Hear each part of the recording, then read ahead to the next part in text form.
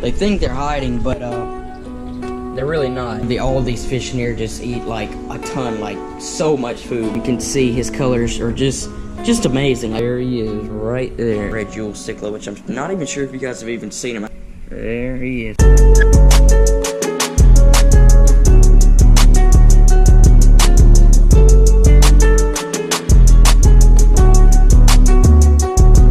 What is up, you guys? Welcome back to the video. What was that? Anyways, welcome back to the video. Today, we're gonna be moving into catfish in this tank right here. Little bitty baby bullhead catfish that I've had for a few weeks now that I haven't even showed you guys. I actually caught him in a creek trap. One just like this. And I also caught another one about twice his size. However, the other one I put into the koi pond. And, probably not gonna see him. Basically, I've been keeping this guy. I've been raising. He's got about a ½ inch bigger. He's in my 56-gallon tank right there in my living room. Gonna be moving him out into this tank right here since it is, you know, an outdoor theme type of fish tank. So we got to get him in here. However, okay, did they really knock that off again? Anyways, they knocked that off, but I get that back up there. Fish are doing great. The bass right there, almost called him Mr. Bass. He's not Mr. Bass. Getting a lot more use from me. So are the bluegill. He's been eating. He's actually been eating a ton. I'm not going to show that to you guys yet because I'm actually going to be doing a feeding video where I go around and feed all my tanks and ponds and all that and show you guys exactly what I feed them and all that very soon. And that is when you guys will see this bass and these bluegill eat. However, before we go and get the catfish, I'm going to do an update on everything kind of around here as far as like my tanks and my turtles and all that. I'm not going to make it that long. I'm just going to go around and like tell you know a little bit about the tank and what's going on with it. Right here, obviously this is where I keep my like little bitty baby turtles, and they think they're hiding, but they're really not. You see, they just come right back here, and well, I can easily still see them. I don't know. I mean, they eat just fine and all that. They're always up here basking, but they just cannot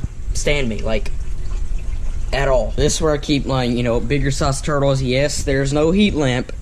That's right. I'm not about to just lie to you. There's no heat lamp up here right now. Heat lamp actually went out. I'm getting one tomorrow. The day that I upload this video, I'm getting one that same day. The UVB light is still up here. Here are these two turtles. This is a guy that I just caught on our pond just about a month ago, and you can already see he's already hand trained. Like, look at that. Look at him. Crazy. There's also a baby musk turtle in there somewhere. He goes and hides out and then comes out when I feed him. Actually, I take that back.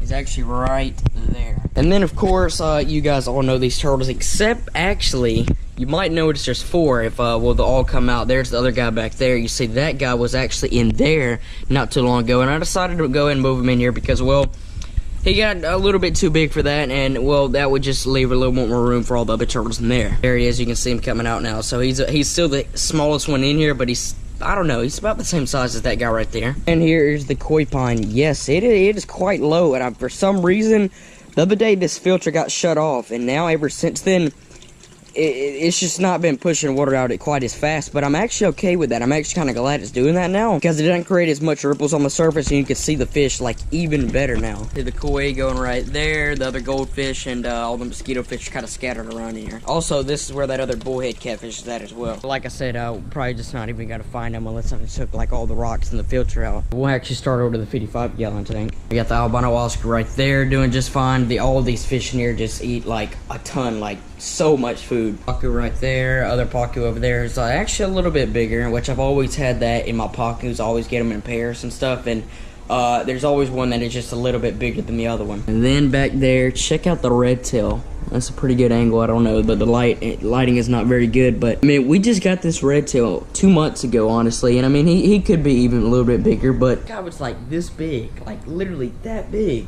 He's definitely doubled its size. Now, as far as the puffers go, I'm going to be doing something a little bit different in this tank. I'm going to take all the hornwort, floating hornwort that's in here, take it out. I'm going to get 2 Amazon swords, put them right there on the side, and then basically get a bubble, like a wand, like the suction cups onto the back of the tank back there instead of that stone, because for some reason I can't get an air stone to go all the way down to the bottom and actually like work. But anyways, there are the puffers right there. They, you know, I don't know, they're just still a little skittish on me for some reason. I really don't know why exactly. However, when I drop a bloodworm cube in here, they definitely are not scared then. And then, of course, this is my Carbensis tank. I'm trying not to still breathe the Carbensis. I'm actually just going to have to get a new male, honestly, because this male has, like, spawned, like, several times. I'm not trying to spawn him anymore, so in the meantime, they're just staying in here, but I would take the male out and get a new male for that female. And down here, it's just 2 tetras, tiger barb and a black skirt.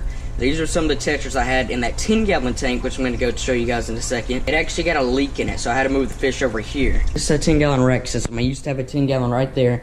I actually used to have one down there as well. And you guys remember the tank that was up top.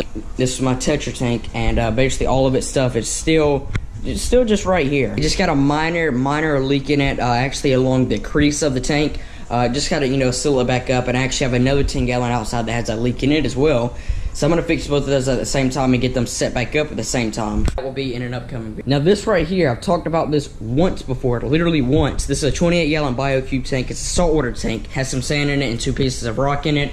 And I'm gonna get some more live rock and all that. I don't really think I'm gonna do any type of coral or nothing like that, but in a few months, in about 2 months from now, we're gonna set this thing up and it's gonna be awesome. And then of course my Jack Dempsey, he's just back there being like that right now because, well, I like literally just turned his light on. It takes him a while to, like, you know, get up and move and all that, but you can see his colors are just amazing. Like, look at the colors on that fish. As we come into my room, we got this 10-gallon right here. This is gonna be the tank that I get a new baby flower horn for, because if you guys do not know, well, my other one actually jumped out. I actually fixed that. This did not have a lid right here. It does now. And I also scooted the filter over. This is actually a brand new filter. I put one of these right here. Check it out. So that way it covers up that hole, and I'm also gonna get something else to cover up this right here, because, well, this other one will not stay there.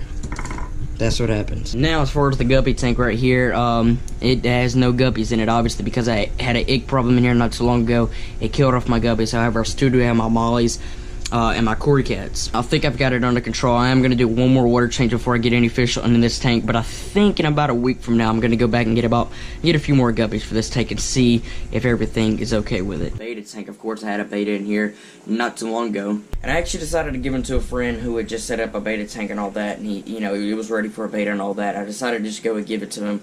You know, that was just a veil to a beta anyways. It wasn't no, like, really cool elephant ear beta, nothing like that. But I am going to be getting a new beta for that, like a really cool beta. So, also getting a new light for it. And of course, this tank right here, which you guys have not seen much of, my elephant ear beta, right there, doing just fine. Absolutely just love the colors on this fish, and I want to get another beta with, like, really stunning colors just like this one for the other beta tank.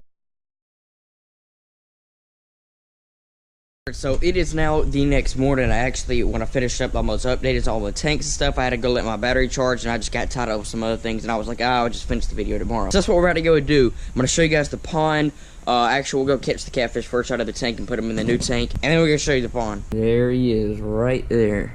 Baby bullhead catfish. The fish doing great. Big silver dollar, sun catfish, parrotfish, red jewel cichlid, which I'm not even sure if you guys have even seen him. I've had it for a long time. I had to take him out of a certain tank and basically, like, heal him back, and now he's back into here. And the angelfish, of course, going to be eating some more angelfish, and there's the other parrot right there. So I got this big net, which I really don't need for him, but for this big of a tank is why I'm going to use this big of a net.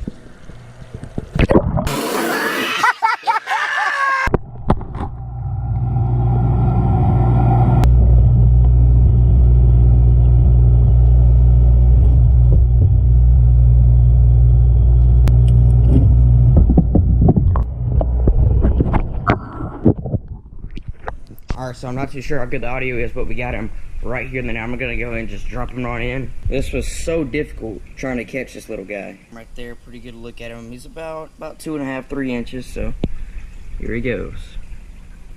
There he is. Oh, you better not mess with him. Bass is pretty hungry. I don't think he'll mess with him. He shouldn't. Find that little cave, go right on in there. Don't worry, I will keep a close eye on him and make sure the bass is not really messing with him that much. I will keep the bass heavily fed, like I've been telling you guys I have been, and I will continue to do that. Now let's go check on the pond. So basically, we had a ton of rain earlier this week, and this thing was like super full, like up to the rock line. Like, I'm not even kidding. I actually drained it yesterday, drained it some. The water was like, had a really brownish tint to it. That was just mainly from tannins, because there was a ton of leaves in there. I got those out of here. There's 2 of them right there that have gotten here overnight. But doing good. He's in here. He is actually right under a piece of driftwood over there. Like I said, give me some time with him off of camera. Pretty much got the other one eating. I'll show you the other one to eat in the next video. But basically, let me get some time with that guy off of camera. It's going to take me a little bit longer with him, just because when you put a fish in a pond, they just don't really. It takes them a lot longer to get used to you. See, when they see something or see you walk up to the pond and they see something that's over them, they think it's a predator. First thing is them, it's a predator, I gotta run and hide. When you have a tank and you're basically walking up to the tank and you're at like basically eye level with the fish and they know you're bringing food up to them, what was that? That's a totally different story. That's why it just takes a little bit longer when a fish is in a pond to get used to you. At first, I'm going to feed him like live bait and stuff, get some mosquito fish in there, a little bitty bluegill and that kind of stuff, and then once he gets more used to me, I will then start feeding him, you know, tilapia and stuff like that. But anyways, guys, that is in the video. This is kind of more of an update video, kind of showing you guys your new fish to putting in the tank and all that. I know I wasn't the most exciting video. Also, I want to give a quick shout out to Savage Fishing. Basically, the way they do my shout outs is basically wants to see that you're commenting on my videos and stuff like that, watching my videos and all that, I will then shout you out. But anyways, guys, with that being said, guys, I hope you guys enjoyed this video. If you did, please be sure to drop a like on the video. Make sure you guys subscribe if you're new to the channel. I think the next fish that we get in the pond will probably be a gar. Not for sure on that. But anyways, guys, with that being said, guys, I will catch you all in the next video. Peace.